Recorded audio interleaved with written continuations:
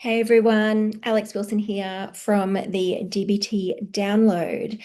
Today I want to talk about the concept of creating a life worth living. So, in DBT, dialectical behavioral therapy, our overall goal is to create a life worth living. Now, what do we mean by this term? A life worth living means different things to different people. But basically, what we're talking about is creating a life that feels good enough. So, not a perfect life, not winning the lottery and sailing the world, um, just a life that's good enough to stick around for. And when we start to think about creating a life worth living, it can feel overwhelming at first, particularly when people come to DBT, they are usually feeling like they're not sure whether life is worth living. In fact, some people are at the point where they're 99% sure that they don't want to continue to live their life. And so thinking about creating a life worth living can feel overwhelming at first.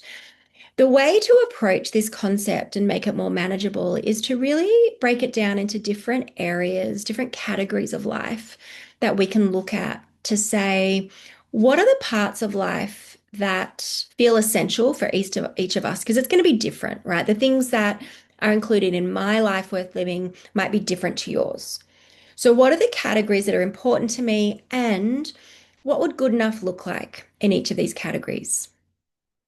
The way I usually help clients explore this is just in a really simple brainstorming activity. So, and you can try this yourself. I like to put in the middle of a page or a whiteboard um, a life worth living, and I like to circle it. Okay, so this is the life worth living. And then out from that, I like to sort of do different categories. So, for example, I might say, all right, how about family? What would family look like for me in a life worth living? What would be good enough? Now, for some people, they would say, "Oh, well, I want to be close with my family, and I want to be seeing them regularly, and I want to have good, close relationships." Great. So that they might write that in their family life worth living. Seeing frequently, close relationships, low levels of conflict, things like that. For other people, they might say, actually, I don't actually feel like I need to see my family a ton.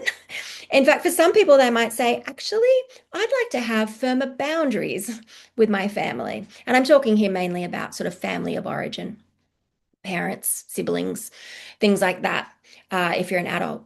So they, in their life worth living, they might say, healthy boundaries, few bits of contact throughout the year, plenty of space. They might say, get along fine, or surfacey relationships are okay, low levels of conflict, things like that. So it really depends on your situation and what you would actually want. Same, we might look at something like a category of finances. Now, most people would agree that if you don't have any money to pay for your basic needs, life gets really, really hard. So, in a life worth living, most people would say they want at least enough money to be able to pay their bills and maybe a little bit extra for a holiday now and then, right? But to not have to worry about, whether they're going to be able to afford groceries this week. So, in the money section, of a life worth living, I might put something like, yeah, I'd like to not have to worry about paying for essentials, and I'd like a little extra for one holiday a year. That might be my life worth living. That is totally good enough. For some people, it might be, I just want enough to pay my rent and pay my bills, and that's good enough for me.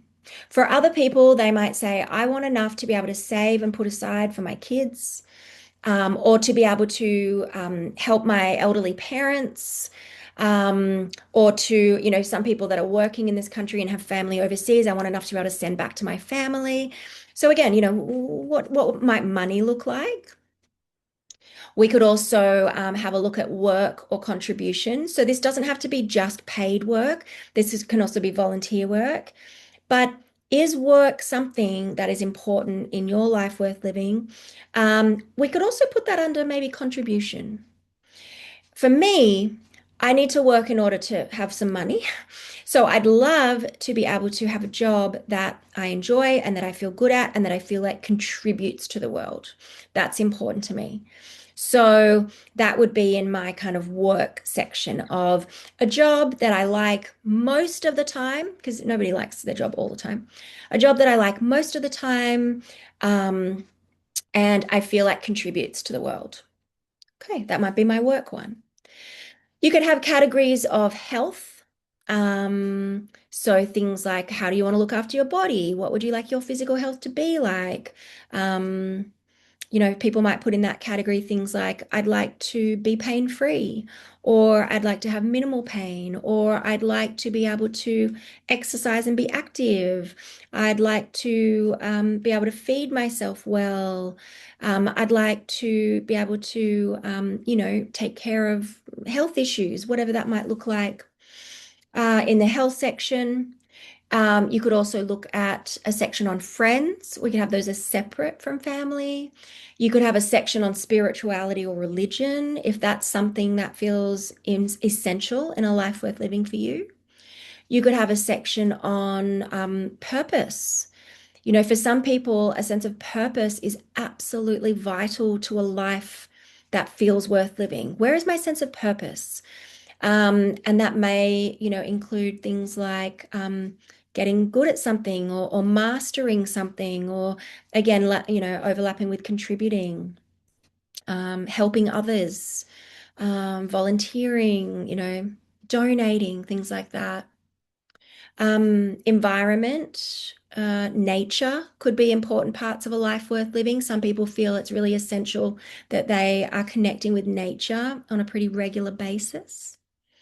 So, those are some of the main categories that you could think about in creating a life worth living. And another question I often ask my clients to ponder on this is, what do you have now in your life that you would want to keep, want to hold on to? And what do you not have that you feel like you need to get? And those questions can also help you brainstorm, what would this life worth living look like? A life that's good enough. Now, we don't have to create this all overnight. In fact, it's going to take time. But if you break it down into these different categories, you can then have a look at, okay, how far am I from that goal right now? So if with my family, the goal is healthy boundaries, are we there or do I need to work on that? And then you can prioritize and say, where on my priorities is that compared to other things? And just tackle one little section at a time and then keep checking back in with yourself to say, how are we going on this life worth living? It does take time, and your ideas of what a life worth living looks like might also change over time, which is actually really positive if it does. So I'd encourage you to have a go at this. Do some brainstorming. Make sure you hold on to it so you can revisit it. And as always, please let me know if you have questions or reach out in the future. All right, I'll catch you next time. Bye.